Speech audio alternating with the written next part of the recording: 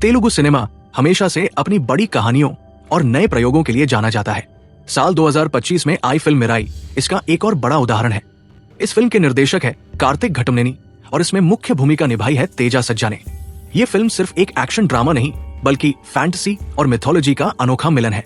कहानी की शुरुआत होती है एक प्राचीन समय से। हमें बताया जाता है कि सम्राट अशोक के दौर में 9 खास शास्त्र यानी स्क्रिप्चर्स बनाए गए थे।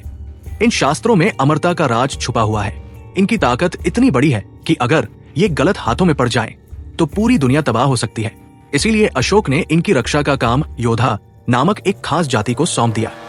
यही योद्धा पीढ़ी दर पीढ़ी इन शास्त्रों की हिफाजत करते रहे।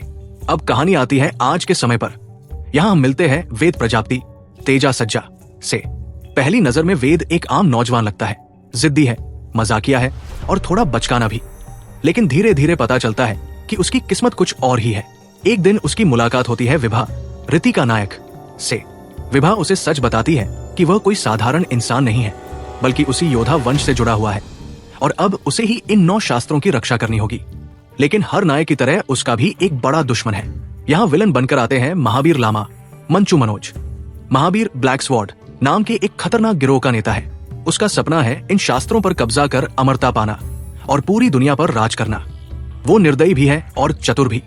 कहानी यहीं से असली टकराव की तरफ बढ़ती है। वेद बनाम महावीर। फिल्म का पहला आधा हिस्सा तेज है और मजेदार भी। इसमें हमें वेद का सामान्य जीवन, उसकी परेशानियां और धीरे धीरे उसके असली मकसद का पता चलता है।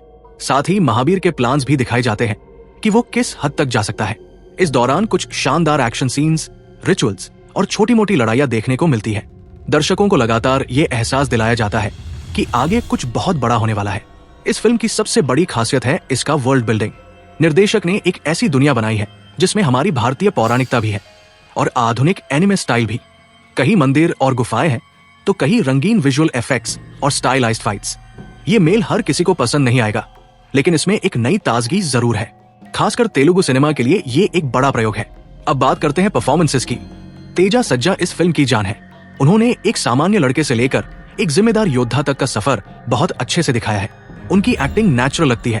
हल्के फुल्के मजाकिया सीन्स हो या फिर भावुक पल, तेजा ने दोनों में अच्छा काम किया है। मंचू मनोज खलनायक महावीर लामा के रोल में धमाकेदार लगे हैं। उनकी पर्सनालिटी और डायलॉग डिलीवरी विलन को डरावना बनाते हैं।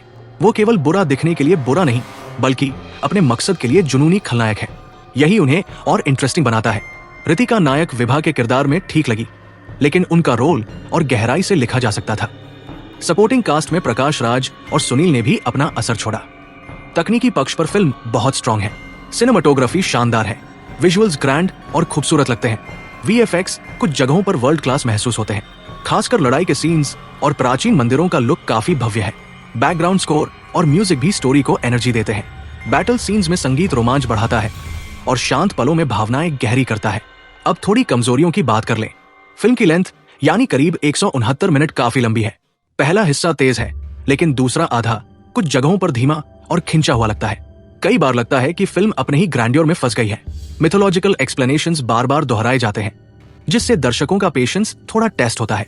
डायलॉग्स भी कुछ जगहों पर क्लीशे लगते हैं, लेकिन इन सब के बावजूद फिल्म की कोर स्टोरी और विजुअल्स ऑडियंस को बांधे रखते हैं। क्लाइमैक्स सबसे बड़ा हाईलाइट है। जब वेद और महावीर आमने सामने आते हैं तो स्केल बहुत ग्रैंड लगता है। विजुअल्स, साउंड और कोरियोग्राफी सब मिलकर एक बड़ा सिनेमैटिक अनुभव देते हैं। लेकिन सिर्फ स्पेक्टिकल ही नहीं, इसमें इमोशनल डेप्थ भी है। वेद को सिर्फ दुश्मन से लड़ना नहीं बल्कि अपनी किस्मत और जिम्मेदारी को भी स्वीकार करना है।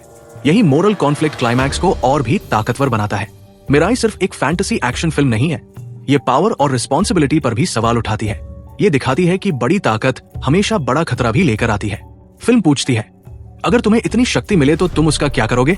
उसकी रक्षा करोगे या उसका दुरुपयोग? थिएटर एक्सपीरियंस की बात करें तो ये फिल्म बड़े पर्दे के लिए बनी है। इसके विजुअल्स और बैकग्राउंड स्कोर का मजा छोटे पर्दे पर उतना नहीं आएगा। मिराई 2025 एक एम्बिशियस फिल्म है। इसमें फैंटेसी, मिथोलॉजी और सुपर हीरो एलिमेंट्स का शानदार मिक्स है। हाँ, फ्लॉज है, पेसिंग कभी कभी स्लो है और डायलॉग्स भी क्लीशे लगते हैं, पर परफॉर्मेंसेस स्ट्रॉन्ग है, विजुअल्स ग्रैंड है और कहानी एंगेजिंग है। तेजा सज्जा राइजिंग स्टार की तरह चमकते हैं। मंचू मनोज विलन के तौर पर यादगार है और डायरेक्टर ने दिखाया है कि तेलुगु सिनेमा भी फैंटेसी एडवेंचर में ग्लोबल लेवल तक पहुंच सकता है। अगर आपको फैंटेसी और एक्शन पसंद है तो ये फिल्म जरूर देखें। अगर आपको सिर्फ छोटी और क्रिस्प कहानियां पसंद है तो लेंथ थोड़ी परेशान कर सकती है, लेकिन कुल मिलाकर ये फिल्म देखने लायक है और आपको एक नया सिनेमैटिक एक्सपीरियंस देती है।